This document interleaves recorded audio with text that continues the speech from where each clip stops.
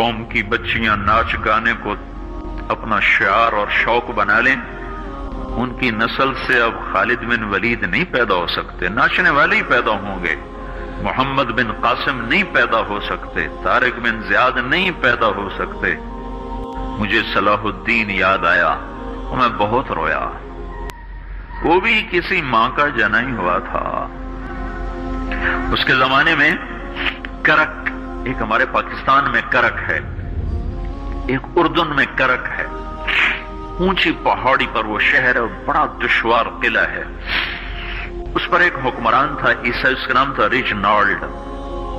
تو کرک کے قریب سے قافلے گزرتے تھے حج کے، تو اس نے ایک دفعہ حاجیوں کے قافلے پہ حملہ کیا اور کہنے لگا بلاؤ اپنے محمد کو تمہاری مدد کرے، اور سارے حاجیوں کو تعطیق کر دیا۔ اور دوسری دفعہ اس نے بحری بیڑا تیار کی اور مدینے پر حملہ کرنے کے لیے وہ بندرگاہ تک پہنچا یمبو کی، لیکن موسمی حالات سازگار نہ تھے تو واپس ہو گیا۔ تو حطین کی لڑائی ہوئی ہے فلسطین میں، جس میں سارا یورپ اپنی طاقت کے ساتھ میدان میں اترا تھا، اور ادھر تنہا صلاح الدین ایوبی رحمت اللہ علیہ اکیلا اس لشکر سے ٹکرایا تھا، اور انہیں اس میں ساری رومن امپائر کو شکست ہوئی تھی، تو بڑے بڑے بادشاہ اس میں گرفتار ہوئے، تو اس میں ریجنالڈ بھی گرفتار ہو کے آیا۔ تو کوئی 12 بادشاہ تھے ریاستوں کے جو سامنے اس کے پیش کیے گئے، تو پیاس کی شدت سے سب کا برا حال تھا، تو صلاح الدین نے سب کو پانی پیش کیا، ریجنالڈ کو نہیں پیش کیا۔ تو یروشلم کا جو بادشاہ تھا ہمفرے، اس نے اپنا پانی بچا کے اس کو دیا۔ تو صلاح الدین نے کہا یہ پانی تو دے رہا ہے، میں نہیں دے رہا ہوں۔ اسلام میں یہ ہے جب کسی کو پانی پلا دو تو اس پہ تم ہاتھ نہیں اٹھا سکتے، یہ امن کی نشانی ہے۔ تو صلاح الدین نے فوراً اسے کہا یہ پانی تو نے دیا، میں نے نہیں دیا۔ تو پھر انہوں نے ریجنالڈ کو اسلام کی دعوت دی کہ تو مسلمان ہو جا، میں تجھے دعوت دیتا ہوں۔ اس نے انکار کر دیا، کہا میں نہیں ہوتا۔ تو انہوں نے کہا میں نے تیرے قتل کی 2 دفعہ قسم کھائی تھی، ایک جب تو مدینے پہ حملہ آور ہوا تھا تو میں نے قسم کھائی تھی میں تجھے اپنے ہاتھوں سے قتل کروں گا، اور دوسری دفعہ جب تم نے حاجیوں پہ حملہ کر کے کہا تھا بلاؤ محمد کو، تو میں نے قسم کھائی تھی کہ مجھے اللہ نے موقع دیا تو میں اپنے ہاتھ سے تیری گردن اڑاؤں گا۔ آج محمد کا ادنا غلام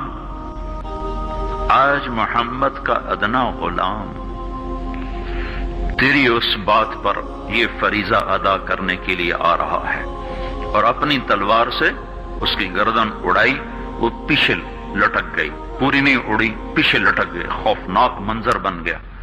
تو سارے بادشاہوں پہ کپ کپی طاری ہو گئی۔ تو صلاح الدین فرمانے لگے ہمارے مذہب میں یہ نہیں ہے، بادشاہوں کے ساتھ ہم بادشاہوں جیسا ہی سلوک کرتے ہیں، پر یہ حدود سے آگے چلا گیا تھا۔ اب مجھے یہ قصہ بھولا ہوا تھا، مجھے انہی حادثوں میں، انہی ہنگاموں میں وہ یاد آیا، تو بعد تنہائیوں میں بیٹھ کے بے بسی کے آنسو بہہ جاتے ہیں، اور اس کے سوا کوئی چارہ نہیں ہے۔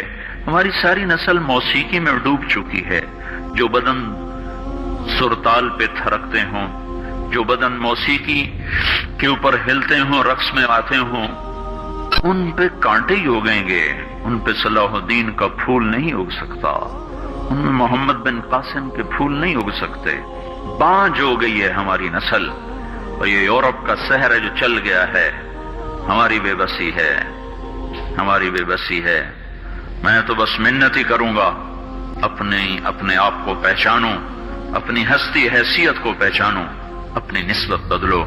تمہاری نسبت یورپ کے ساتھ ہو کے اگر موت آئی بے قیمت ہو جائیں گے، اگر مدینے والے کی نسبت مل گئی تو حضرت فاطمہ کے دائیں بائیں تمہیں بھی کھڑا کر دیا جائے گا، حضرت خدیجہ کے دائیں بائیں تمہیں بھی کھڑا کر دیا جائے گا۔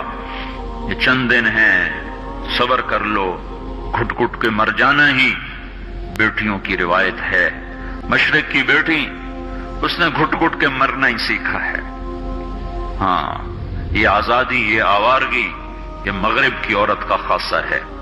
اور 18ویں صدی تک مغرب میں بھی کوئی عورت ایسے ننگی نہ تھی، اور گھر کی زندگی تھی۔